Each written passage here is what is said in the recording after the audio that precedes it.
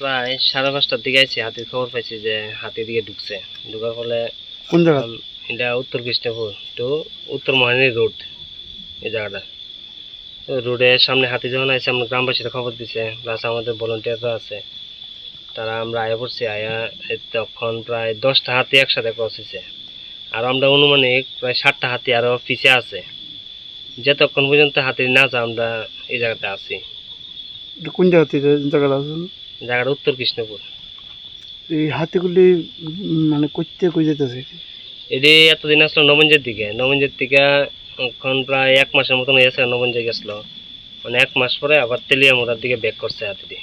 মানে হাতিটি এদিকে ঢুকছে, তো এদিকে ঢুকলে চাকমাঘাট, কপালডিলা, চাম্পলাই এই জায়গা ঘুরা সপ্তাহখানেকের ভিতরে আবার ব্যাক করবো। কি কারণে এই লোকালয়ে আইতেছে হাতিগুলা? তো লোকের মানে ভিতরে জঙ্গলে খাওয়ান টাউন নাই, এদিকে ওই লোকালয়ে আয় পড়তেছে। তো বন দপ্তর থেকে কি পদক্ষেপ নেওয়া যাচ্ছে যে লোকালয়ে যাতে না আইয়ে এই গ্রামে গঞ্জে মানে জঙ্গলে যে থাকে, কি পদক্ষেপ নিতেছে বন দপ্তর? মানে আমরা তো সবসময় হাতির পিছে আছেন, এটা উপর লেভেলে তারা কইতে পারবো কি করতেছে।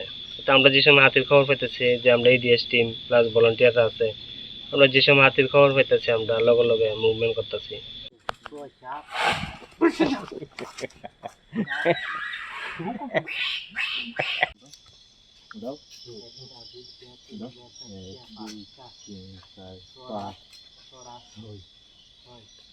এই রেলেঞ্জটা কোনো তরিকাতে Ahí a los